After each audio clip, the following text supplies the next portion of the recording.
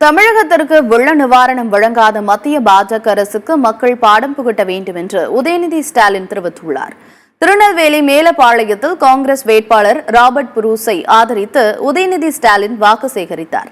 அப்போது பேசிய அவர், தமிழக அரசு வெள்ள நிவாரணமாக மக்களுக்கு 100 கோடி ரூபாய் கொடுத்துள்ளதாக தெரிவித்தார்.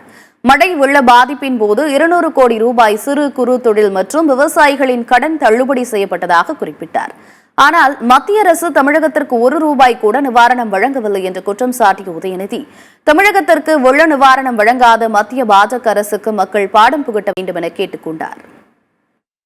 டிசம்பர் 10ஆம் தேதியா மழை பெஞ்சது. இங்க நெல்லையில டிசம்பர் திருநெல்வேலி மாவட்டத்துல மிக பெரிய அளவில் வெள்ளம் வந்தது, மழை பெஞ்சது. தாமிரபரணி ஆற்றில் ஏற்பட்ட வெள்ளத்தால திருநெல்வேலி மாநகருடைய பல பகுதிகள் வெள்ளத்துல மூழ்கி இருந்துச்சு. நான் என்னுடைய அனைத்து இளைஞரணி மாநாட்டு வேலை அனைத்தையும் ரத்து செஞ்சுட்டு தலைவர்கிட்ட சொல்லி, இன்னும் சொல்ல போனா மாநாடே தள்ளி வச்சுட்டோம். மாநாடு இப்ப நடத்த வேணாம், நம்ம தூத்துக்குடி திருநெல்வேலி மக்களுடைய நலன் முக்கியம், அவங்களுக்காக நம்ம அங்க போய் வேலை செய்யணும்னு சொல்லி அன்றைய தினம் சேலத்துல இருந்தேன். எல்லா நிகழ்ச்சியும் ரத்து செஞ்சுட்டு நேரம் இங்கதான் வந்தேன், நெல்லைக்கு தான் வந்தேன். நெல்லை பேருந்து நிலையம் முழுவதும் அப்ப மூழ்கி இருந்துச்சுமா. நான் வரும்போது நள்ளிரவு கிட்டத்தட்ட ஒரு 12 மணி மூழ்கி இருந்து பல ஒரு ஆறுதலாக சொன்னாரா, நாம இவ்வளவு நிவாரண நிதி கொடுத்துருக்கோமே, அதை ஒன்றிய அரசு கேட்கிறோம்.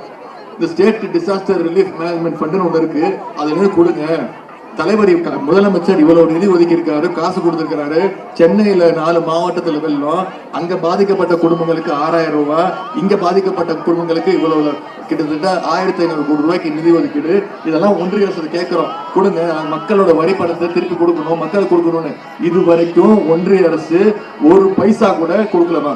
எல்லாமே நம்முடைய தலைவர் அவர்கள் அந்த 29 பைசா வருமானம் வருது பாத்தீங்களா, ஒன்றிய அரசு பிரிச்சு கொடுக்குது இல்ல, அதை வச்சு பிரிச்சு இத்தனை திட்டங்களையும் இத்தனை சாதனைகளையும் தேர்தல் வாக்குறுதிகளையும் தலைவர் செஞ்சுட்டு இருக்கிறார்.